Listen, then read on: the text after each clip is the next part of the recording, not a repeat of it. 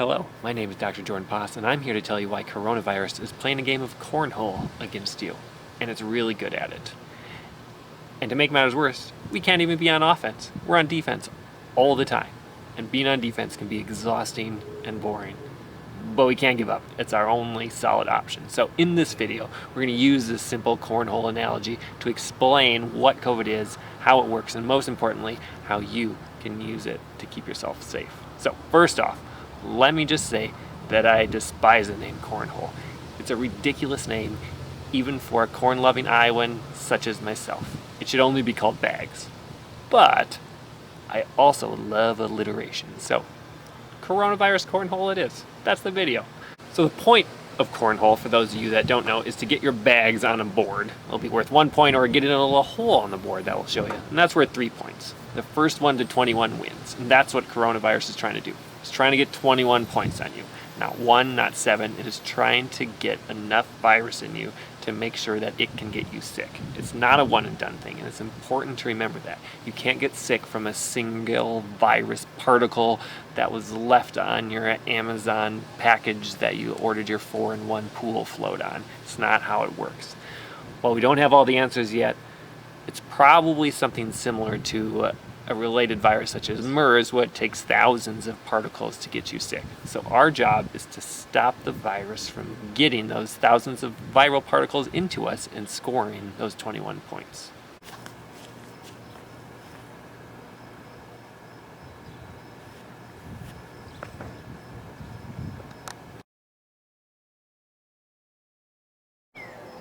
To help us with this, we invited our not-so-friendly neighborhood coronavirus infected person here today, with some spiky receptors on his head and all, to tell us about this. Unlike my son, COVID is not some sentient evil entity out to destroy mankind. In fact, viruses aren't even really alive. In a way, it's more like some dust particles that get in your body and can get you sick. To start, our little COVID is going to recreate a close-up conversation between an infected person and a healthy one. So once the virus scores the 21 points, like it has already in this one, it starts to take over your cells as a factory to make more virus. As your body fights it, you start to get symptoms such as fever, coughs, shortness of breath, and more. In severe cases or susceptible patients, it can cause entire internal systems to shut down. The infected person is now making more virus constantly and starting the process of spreading it themselves, mainly from the mouth and nose. In this game of cornhole, the virus doesn't play fair. It doesn't just use bags. It uses 2 main weapons that come in lots and station sizes, and it can go just make more. In this case, it's going to grab some. The droplets carry the most virus and are the reason you're staying 6 feet away. Those are the big pieces that he's kind of carrying there. The good thing is that these droplets can typically only travel about 3 feet. Health guidelines basically just double that for a buffer, which I think is a good idea, but to my knowledge, there's no evidence that 6 feet is any better or worse than, say, 5 or 7 feet. But when a person coughs, yells, or sings, these particles can fly much farther than 6 feet and have a higher risk of transmission. The other weapon is aerosols, which are tiny droplets that come from breathing, coughing, etc. And unlike the droplets, the aerosols can travel a long ways and can hang in the air for a much longer time. And as you can see from this 2-minute conversation, he scored way more than 21 points. So close-up contact between 2 unprotected people is how it's going to spread very easily.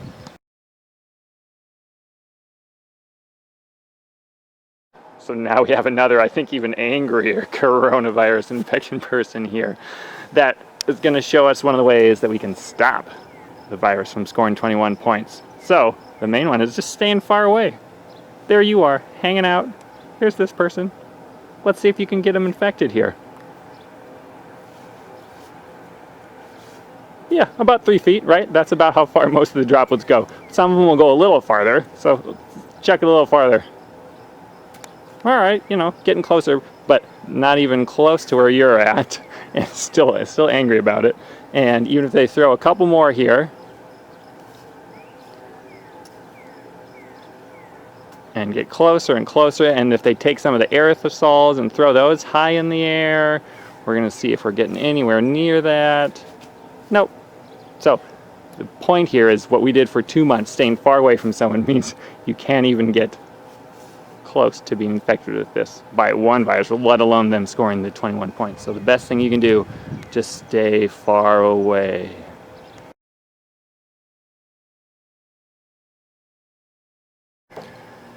But we don't want to stay away from other people for an entire year, so let's think of ways that we can get a better defense without having to stay away from each other forever. And number one is masks. So here, the healthy person is wearing a mask. And you can see that the infected person, even when they're standing close by, can get lots of virus near the person and even on the person. Masks aren't 100% effective, especially for the person wearing it, but they do cover a vast majority of the areas that we need to be concerned about. So the odds of them scoring 21 points are dramatically lower. That's why wearing a mask for you when you're healthy is an incredibly important part, including aerosols, droplets, all of the above. Your mask can get covered, but as long as you keep your hands away from it and keep it in a place where the viruses can't get to your respiratory tract, they're not going to get the 21 points, and you are going to be nice and healthy.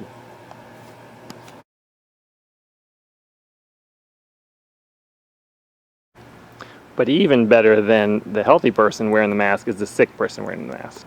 So in this scenario, their aerosols and the droplets don't even leave the area of their mouth because they can't get around the mask. Again, few masks are perfect, but the goal is to stop as many of the viral particles from leaving where they are to getting to you, the board. So for it to score 21 points, even in close proximity, is much, much, much harder than it would be without it. It's not even close. Wearing masks will dramatically reduce your risk for everyone involved, and that's why people, even if they're asymptomatic, can spread the virus, and we need to have them wearing masks so we can limit the amount that can go around.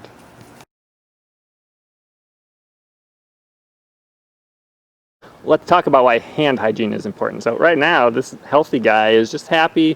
He doesn't know that he can get sick, but in the room with him was someone that had coronavirus. And even though he was wearing a mask, once the person left, they still had some in the air. He got some of it on his hands just by talking, but then he went around and started to pick some stuff up and got even more virus on his hands. So a lot of it. That's okay if you wash your hands. Make sure you wash them. 20 seconds. Have some hand sanitizer.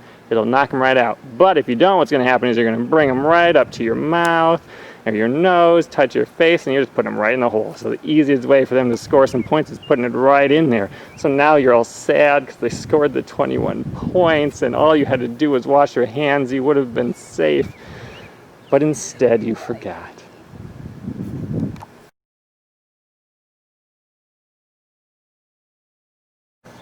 Another highly likely place to catch the virus is indoor spaces without masks. So restaurants, bars, where you're tightly packed with people, and poorly ventilated spots are particularly bad because the air is just going to keep recirculating over and over. And as the aerosols are picked up and thrown about, they're going to get in the air. And if they miss you the first time, they're just going to keep going. So more of the aerosols are going to get thrown up in the air and make it so that you can't get around it.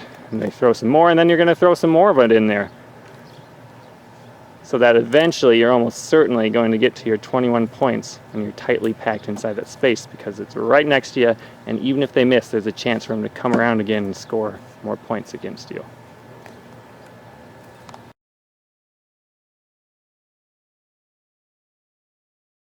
Now let's talk about some scenarios where you probably don't have to be quite so worried as you are right now. Number one, imagine there's a runner coming towards you on the way. Do you have to dodge out of the way on the street? You know, they're going to be dropping some droplets as they go by, but the odds of them getting any droplets on there are probably small. But for them to get enough droplets to make you sick, to score the 21 points, is almost certainly very hard to do. So one, yes, having masks is great outside those scenarios, but while they're running by you, it's very unlikely for them to get enough virus to you to make you sick.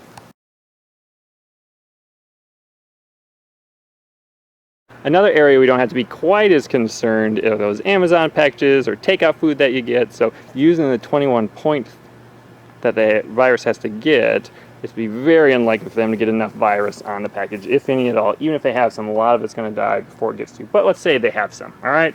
And they're on there, and you walk by and you pick up your package, and then you get a little bit of the virus on your hand. First, you can just wash your hands, but two, even if you take it, and you get that over to your mouth and put it directly in there, which isn't great, guess what? They still only scored 3 points. The odds of them having enough virus on the package that then gets transferred into your system is incredibly low. So use precautions, disinfect your hands, but do you need to wipe down every grocery that comes in your house or worried about not ordering things from the package? Probably not.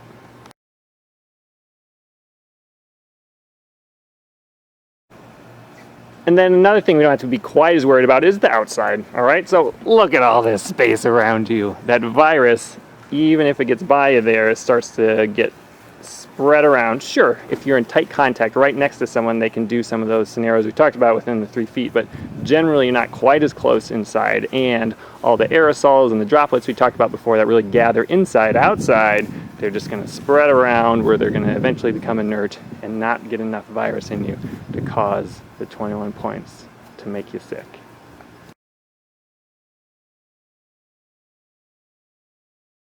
Now that we showed you how to play defense, can we play offense? How do we win? Ideally, we win by having a vaccine. That's truly the only acceptable way for us to get through this with as few casualties and sickness as possible. So good luck to all the people working on that out there. On those lines, some final thoughts. Why the heck should you believe anything that I have to say is my doctorate in infectious diseases? Or is it in something even cooler, like moving your teeth through the bones in your skull like some crazy magician so you can have an awesome smile behind that mask you're wearing? It's the latter. So viruses are not my main area of expertise. Take everything I say with some skepticism. Question whether experts and journalists got their information in the right spot, or if they're just trying to make great headlines. Just saying studies this or studies that is meaningless unless they can be verified and published in peer-reviewed articles. Ask for sources. In fact, the whole driving force of this video is the large amount of misinformation I see on a daily basis. It's hard to parse the truth from all the noise. But make no mistake, there is a truth to how the virus works, and every day millions of people are working on those discoveries so we can make better decisions. As I record this in July of 2020, it is almost a certainty that things that I have discussed will not be the truth. New research will come along and they will change my recommendation. The best we can do is find the best available research at any given time and devise strategies from there. But we can't be afraid to change course or admit when we were wrong once better information comes along. Dentists and orthodontists such as myself are in a unique position that we do require extensive knowledge about COVID. During the shutdown, I spent literally hundreds of hours researching the most up-to-date studies and recommendations to make sure that we could reopen our offices in the lowest risk way possible. So not only do we have to know about the biology and anatomy of the face, teeth, bones, we need extensive background in infection control as well. And we use that knowledge to keep people safe. We don't have to shut down our lives for a year. We can use these strategies to greatly reduce the risk of transmission. Even with these strategies, it's still possible for it to spread. It's possible for it to get 21 points. But we can't confuse probability with possibility.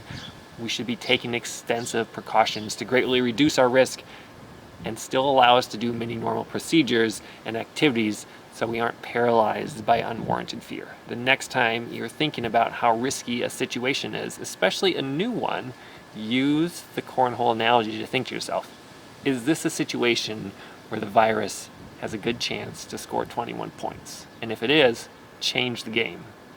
Switch your defense. Don't let it get to 21. And stay safe.